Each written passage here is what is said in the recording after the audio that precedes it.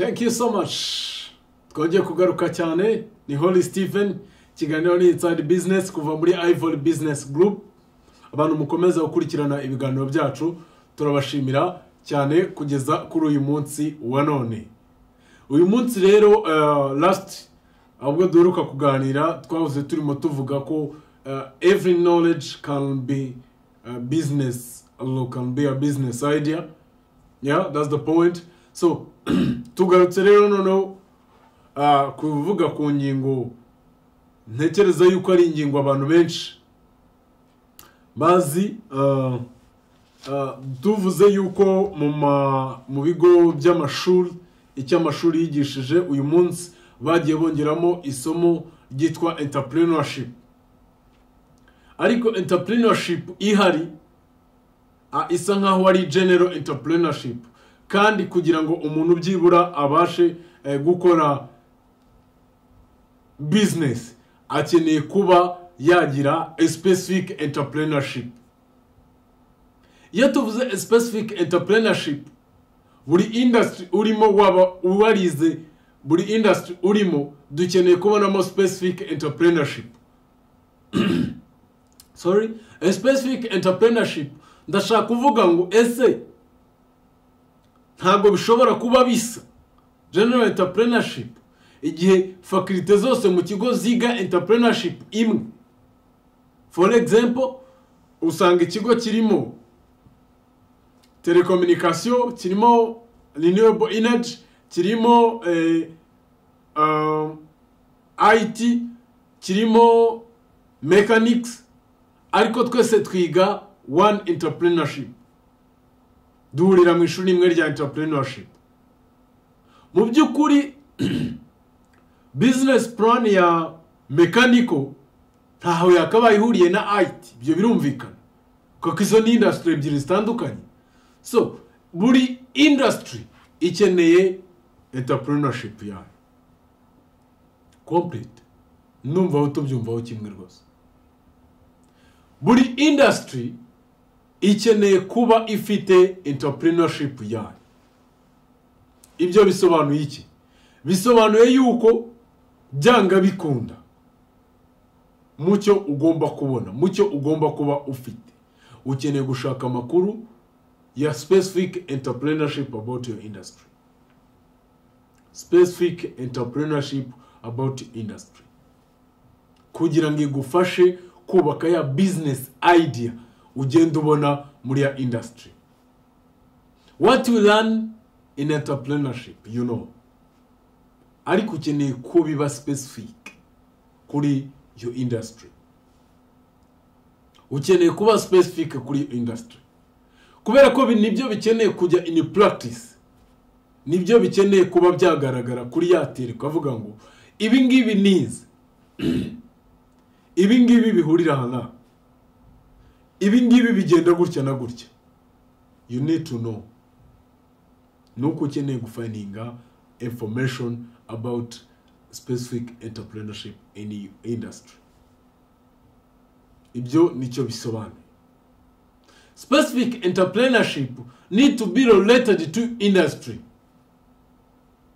As in class, only school, we take a specific information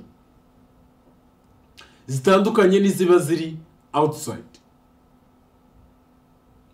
And then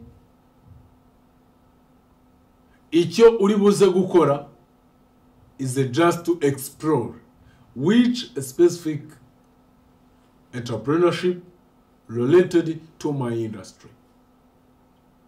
Nimba warize imibare, nimba warize ibyo biraza kuguhereza new ideas in your industry. Biraza kugufasha guplaninga muri yo industry yawe. Biraza gutuma umenya uburyo wakwiga ibijyanye na market muri yo industry. Biraza kugufasha kwiga kuba competitor bawe muri yo industry. Biraza kugufasha kugetinga new ideas in your industry. Ibyo bizatuma uba inside a business uli ufite package yuzuye in industry. Nicyo rero hano duhari. ushobora kuba ushaka amakuru kuri iyo industry ndetse na ya specific entrepreneurship in your industry. We are here for you kugira ngo tubashe kuba twaguhereza iyo specific entrepreneurship in industry. Icyo bisobanuye ntago ari urugendo rworoshye, ariko nanone ni urugendo rwarangira. Ni urugendo rushobora kuba rwadufasha kuva hano tukajya n'ahandi hatandukanye. Kugira ngo umuntu abashe kubyaza umusaruro ubumenyi afite, hari tools agomba kuzajya akenera. Icya mbere nk'uko ubumenyi twabivuze buba buri mu mutwe, in your mindset, ariko bukeneye kuba in heart. In entrepreneurship, there is where there is also a business idea generation template. That's why you need to get a specific entrepreneurship skills in your industry. Kugira ngo ubashe kugeneratinga the new ideas in your industry ndetse n'ubumenyi buhagije muri. So, you need to be careful about that one. You need to be careful about that. Nicyo ukeneye kugira ngo ubashe kuba wakora byinshi bitandukanye muri iyo industry ya. The fact is, a specific entrepreneurship to your industry will guide you to the specific ideas. Those specific ideas will lead you to a normal and granted business plan from that specific entrepreneurship in your industry. Kene kumenya uburyo wa monetizinga knowledge muri ya industry yawe. Nta handi wabikura rero, uburyo washyira ibikorwa ibyo wize muri industry.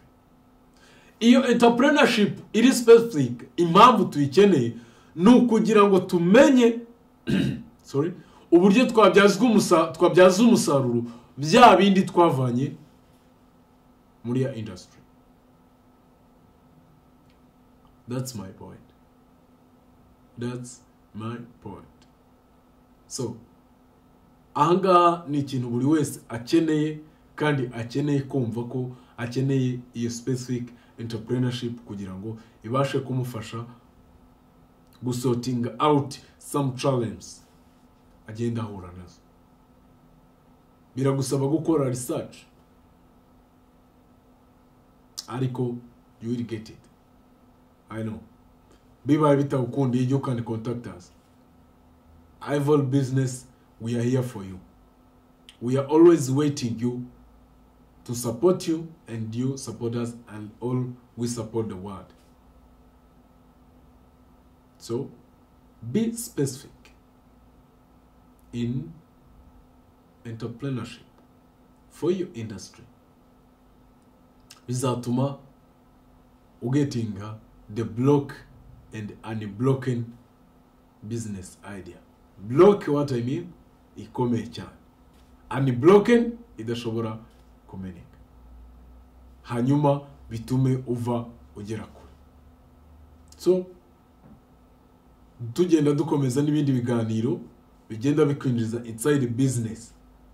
Mu minsi itaha ndabararikira kuzajya mukomeza mudukurikira kugira ngo ubutaha bwo tujye kujya tuzana abatumirwa bagiye batandukanye, muzabashe kuba muhari kandi mwiteguye kwiga byinshi bigiye bitandukanye, ndetse tuzatangira no kubagezaho amakuru atandukanye kuri business, yaba amakuru y'ishoramari yagenda bafasha, amakuru y'ibyamunara, ndetse uburyo mwagenda mubasha kujya mubasha kuryigurira, mukamenya n'uburyo byunguka ku rwego rushimishe kandi bizatuma mugera ku iterambere rirambye, ari nacyo twifuza kugira ngo tubashe guhindura ubuzima bwa Afrika nk'umugabane wacu dutuye. Ikiganiro cyari Inside Business, aho tugenda tuvuga kuri local and international business information service. Uyu munsi twavuga ku ngingo yitwa you need to find a specific information, a specific entrepreneurship in your industry. Nibyo bizakuguidinga to make a better business in your industry. So generally Holy Steven, ikiganiro cyari Inside Business. Ciao ciao, twari kumwe na Ivol Media Rwanda.